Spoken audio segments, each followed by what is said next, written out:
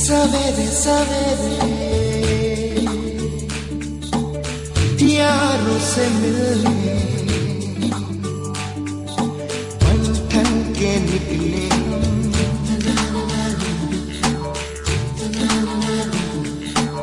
सवेरे सवेरे यारों से मिलने घर से दूर चले रुके से ना रुके हम मर्जी से चले हम बादल सा गरजे हम सावन सा बरसे हम सूरज सा चमके हम स्कूल चले हम ओ,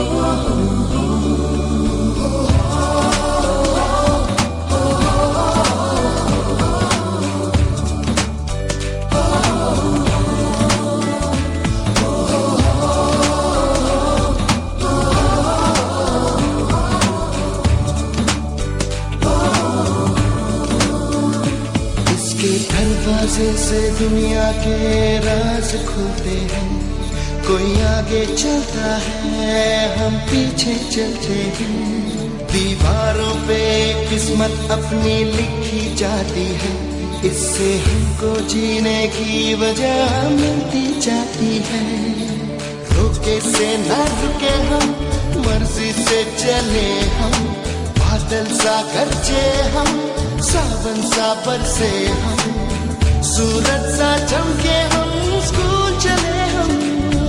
स्कूल चले हम ओ,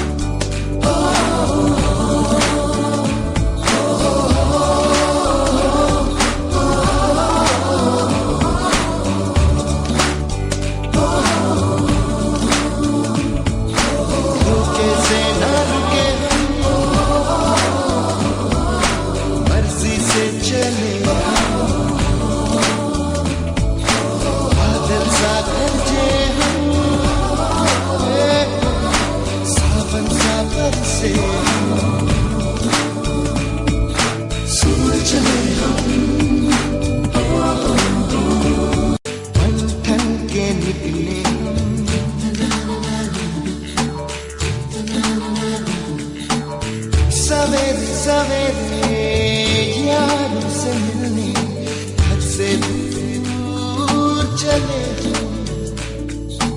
रुके से ना रुके हम मर्जी से चले हम बादल सा गरजे हम सावन सा बरसे हम सूरज सा चमके हम स्कूल चले हम ओ,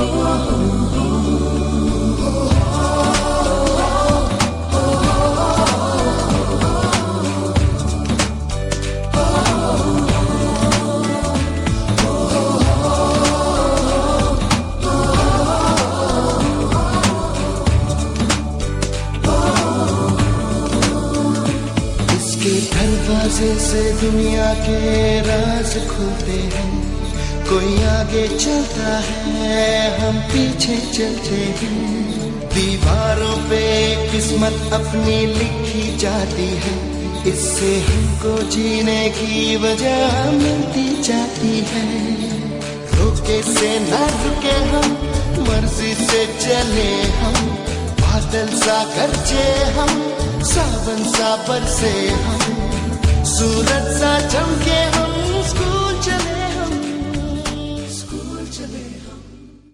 આગળની કૃતિ આપણે સૌ નિહાળવાના છીએ લાઈવ જોક્સ એ વિદ્યાર્થીઓ લઈને આવે છે ધોરણ 6 થી 8 ના બાળકો એ આપની વચ્ચે પ્રસ્તુત કરશે લાઈવ જોક્સ આ સુંદર મજાના ગામઠી પહેરવેશમાં લાઈવ જોકની પ્રસ્તુતિ કરશે ધોરણ 6 થી 8 ના બાળકો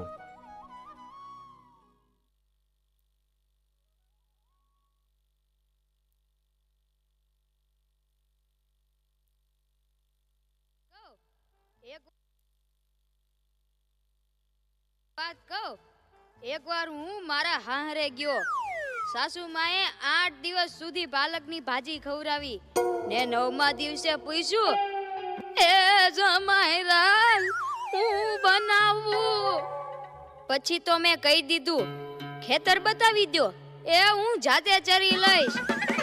ઓહો હો હો હો, ખરેખરી કરી તે તો. અરે હું હમણાં મારી પત્ની સાથે શાક માર્કેટમાં ગયો તે ઈ મને કહે 2 કિલો વટાણા લાવ.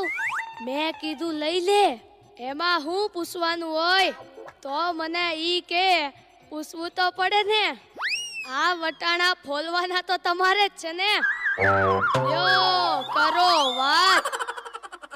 અરે બાયુની ક્યાં માંડો છો? આજકાલની પરજાઓ પણ જુઓ ની. મારી ટિંડોળના હાથમાં મોબાઈલ આવ્યો એટલે બસ પતી ગયું, સમજી લ્યો. આપણી સાથે વાત કરતા હોય અને કોકનો ફોન આવે એટલે હાલવા જ માંડે. એલા આપણે કાંઈ ખેતરના ઉભેલા ઝાડિયા છીએ? એને મન તો આપણે એવા જ હોય. એને તો મોબાઈલ આવ્યો એટલે કરલો દુનિયા મુઠ્ઠી મેં. ધીરુભાઈ અંબાણી જોઈ લ્યો. એમાંય આ જીઓ આવ્યો ત્યારથી છોકરાઓ તો આપણો જીવ લઈ ગયા છે.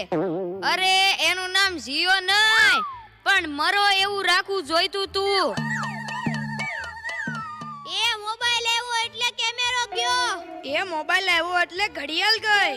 એ મોબાઈલ આવ્યો એટલે બેટરી ગઈ. મોબાઈલ આવ્યો એટલે ટપાલ ગઈ. મોબાઈલ આવ્યો એટલે કોમ્પ્યુટર ગયું. મોબાઈલ આવ્યો એટલે નિરાત ગઈ. અને એમાંય જો આપણો મોબાઈલ આપણી ઘરવાળીના હાથમાં આવ્યો તો આપણે ગયા. લ્યો કરો વાત. એલા આ જીઓ ઉપરથી યાદ આવ્યું, તમને ખબર છે હમણાં સુધી પછી પૈસા હાલતા હતા ઈ કોણે બંધ કરાવે ઈ ખબર છે તમને? કોઈને નથી ખબર ને? સરકારે બંધ કરાવ્યા, બીજું કોણ કરે? એ નહીં, ઈ પછી પૈસા એટલે પાવલી.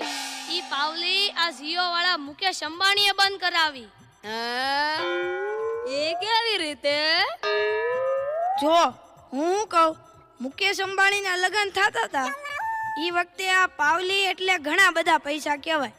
તે ગોળ મારે ઘડીએ ને ઘડીએ કીધા કરે, પાણીની ચમચી ભરો ને મૂકો પાવલી. ગણપતિ પૂજન કરાવે ને કે મૂકો પાવલી. એક ફેરો ફરે ને કહે મૂકો પાવલી. બીજો ફેરો ફરે અને કે મૂકો પાવલી. તેલા મુકેશને એટલી ખીચડી કે આખો દેશ મને મુકેશ અંબાણી કહે છે ને આ ગોળ મહારાજ મૂકો પાવલી કરે છે. મોટો થઈને આ પાવલી બંધ ન કરાવું તો મારું નામ મુકેશ અંબાણી નહીં. અને જુઓ એણે બંધ કરાવી કે નહીં. અને ઈ મોબાઈલ ને કારણે છોકરા કાઈ બગડ્યા છે. જાણે મોબાઈલ જ એનો બાપ ને એની માં નો હોય. અને આપણા છોકરાની તો વાત જ ના થાય હો. એ વરાસા મોકલ્યો હોય તો તાપીએ જઈને બેઠો હોય, અવેડાના ડાટા કાઢી નાખી એવા હોય. કાલે મેં ઓયલા પહેલાને કીધું કે તારો છોકરો પથ્થરના ઘા કરે છે, કોઈને વાગી જશે. પહેલો મને કે ઈ મારો છોકરો નહીં, ઈ તો મારો ભાણિયો છે. મારો છોકરો તો તારા બૂટમાં પાણી ભરે જો. એ લાટા પાટા શણગાર કરીને સ્કૂલે મોકલો હોય ને ઘરે આવે ત્યારે પલળેલ કાગડા જેવો થઈ ગયો હોય. મારા ટીનિયાને સાહેબે પૂછ્યું કે 15 ફળના નામ બોલ. ટીનિયો કે એક સફરજન, બીજું એક ચીકુ, એક ત્રીજું પપૈયું અને 1 ડઝન કેળા. થઈ ગયા ને 15 ફળ. લ્યો કરો વાત. અરે આપણા છોકરાની વાત મૂકો તડકે, આપણી જ વાત કરો ને. ઘરે છોકરાનો જન્મ થાય એટલે એની માં કે નાક તો મારા જેવું છે, બાપો કે એની આંખો મારા જેવી છે, કાકો કે એના વાળ મારા જેવા છે હો, મામો કે હાસ્ય મારા જેવું છે. એ છોકરો મોટો થઈને જ્યારે ના કરવાનું કરે ત્યારે બધાય કે ખબર નહીં આ હરામખોર કોના જેવો છે. એ લ્યો તોય સૌના ઘરે જાય. આ લોકો તો નવરા છે, આપણે થોડા કઈ નવરા છીએ. હાલો હાલો હવે હાલો. જોરદાર તાળીઓથી વધાવી લઈએ. હાસ્યના ફુવારા છૂટે એવા પ્રકારના સુંદર મજાના જોક્સ એ આ વિદ્યાર્થીઓએ લાઈવ જોક્સની રીતે પ્રસ્તુત કર્યા. આપણે સૌ જાણીએ છીએ કે હસે એનું ઘર વસે, પણ બહુ હસે એનું ઘર પાછું ફસે, એ પણ યાદ રાખવા જેવું છે. મોબાઈલની માયામાં જ્યારે સૌ ફસાય છે ત્યારે કેવી હાલત થાય એની પણ ટકોર આ સુંદર રીતે સંદેશ આપી ગઈ. મુસ્કાન જિંદગીનો મંત્ર ધારણ કરી આપણે સૌ કાયમ માટે હસતા રહીએ એવો સંદેશ આ લાઈવ જોક્સમાંથી આપણે પ્રાપ્ત કરી શકીએ. આ કૃતિ તૈયાર કરાવનાર મેહુલભાઈ મકવાણાને અને મેહુલભાઈ નારીગરાને ખૂબ ખૂબ અભિનંદન.